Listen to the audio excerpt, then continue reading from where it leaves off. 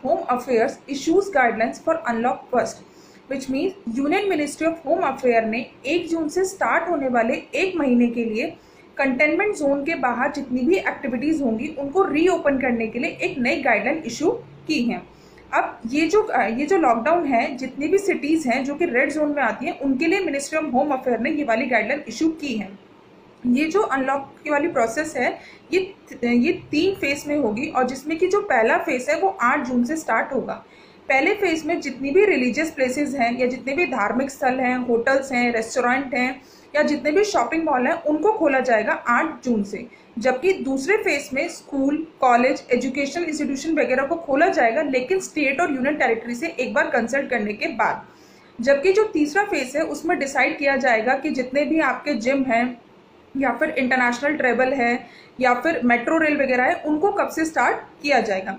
इसी के साथ जो नाइट कर्फ्यू आवर्स है वो रात को 9 बजे से लेकर सुबह 5 बजे तक नाइट कर्फ्यू रहेगा, और जो इंटर स्टेट या फिर इंट्रा स्टेट ट्रैवल है, मूवमेंट ऑफ पीपल और गुड्स है, उसको अलाउ कर दिया गया। इसी के साथ नेक्स्ट न्यूज पे मूव करते हैं। SpaceX makes history with first ever human rocket launch for NASA.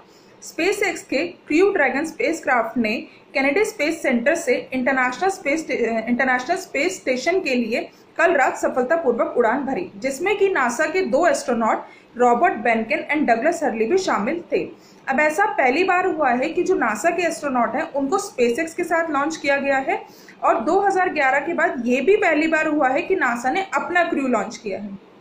अब ये SpaceX का ऐसा पहला रॉकेट है जो लॉन्च किया गया है। SpaceX जो है एक कमर्शियल स्पेस कंपनी है जिसको फाउंड किया था एलन मस्क ने। इस लिफ्ट ऑफ के साथ SpaceX ऐसी पहली प्राइवेट कंपनी बन गई है जिसने ह्यूमन बीइंग को ऑर्बिट में लॉन्च किया है। इसी के साथ नेक्स्ट न्यूज पे मूव करते हैं। US president Trump postpone G7 summit till September. US president Donald Trump ने ऐसा कहा है कि जो G7 समिट जो अभी जून के लास्ट में होना था उसको उन्होंने पोस्टपोन कर दिया सितंबर 2020 तक। इसी के साथ साथ इन्होंने ऐसा भी कहा कि जो G7 फोरम है ये उसको एक्सपेंड करना चाहते हैं। अब एक्सपेंड करने के लिए ये चाहते हैं कि इंडिया, रशिया, ऑस्ट्रेलिया और साउथ कोरिया जो है इसमें शामिल हो। अब ये G7 क्या है? G7 यानी कि ग्रुप ऑफ 7। G7 जो है दुनिया की सबसे बड़ी और मोस्ट एडवांस इकोनॉमीज में, जिसमें कि 7 कंट्रीज की एक फोरम है। अब वो 7 कंट्रीज कौन कौन सी हैं? वो है France, Germany, Italy, Japan, United state, United kingdom and Canada. अब G7 में क्या होता है कि इन कंट्रीज के जो हेड होते हैं वो हर साल मिलते हैं और इंटरनेशनल इकोनॉमिक और मॉनेटरी इश्यूज के ऊपर डिस्कशन करते हैं। इसी के साथ नेक्स्ट न्यूज में मूव करते हैं। Government launches national artificial intelligence website. Union minister for electronics and IT, law and justice and communication Ravishankar Prasad ने आज इंडिया की नेशनल आर्टिफिशियल इंटेलिजेंस पोर्टल को लॉन्च किया है, और इस पोर्टल को कहा जाता है www.ai.gov.in। ये जो पोर्टल है ये ministry of electronics and IT industry के द्वारा जॉइंटली डेवलप किया गया है।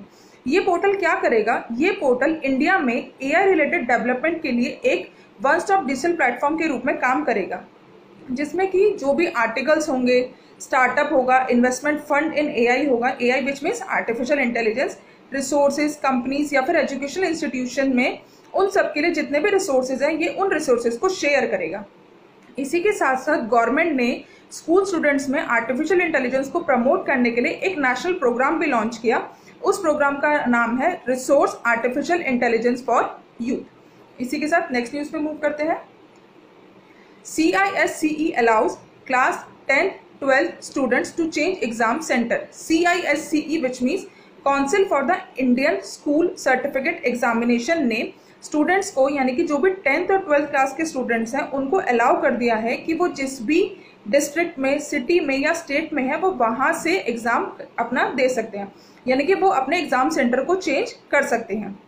अब एग्ज़ाम सेंटर के लिए जो एक फॉर्मल रिक्वेस्ट है वो एक स्कूल के द्वारा की जाएगी, जिस भी स्कूल में कैंडिडेट जो है वो रजिस्टर्ड होगा। अब जो भी अगर कोई कैंडिडेट जो है अगर वो कोविड-19 से प्रभावित है और वो एग्ज़ाम देना चाहता है, तो जब भी कंपार्टमेंट एग्ज़ाम होंगे उस टाइम पर वो बच्चा वो उस एग्ज़ाम में बैठ सकता है। और नोटिफिकेशन के अकॉर्डिंग जो भी स्टूडेंट अपना एग्जाम सेंटर चेंज करना चाहते हैं वो 7 जून से पहले पहले अपना एग्जाम सेंटर चेंज कर सकते हैं। इसी के साथ नेक्स्ट न्यूज़ पे मूव करते हैं। वर्ल्ड नो टोबैको डे, यानी कि हर साल 31 मई को all over the world no tobacco day मनाया जाता है, जिसको हम शॉर्ट में WNTD भी कहते हैं। ये जो दिन है ये WHO which means world health organisation के द्वारा मनाया जाता है।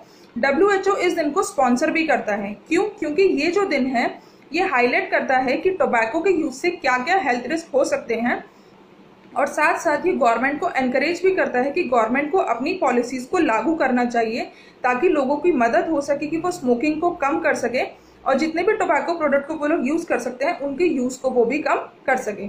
अगर इस बार की थीम देखें 2020 की, तो थीम है protecting youth from industry manipulation and preventing them from tobacco and nicotine use. So आज के सेशन में हम लोगों ने कुछ top news of the day देखी, 31 मई की टॉप न्यूज देखी। इसी के साथ कल फिर मिलेंगे आगे की न्यूज के साथ। Till then bye bye, take care, stay home, stay safe. Subscribe to our channel and push the bell icon to get video notifications on your smartphone.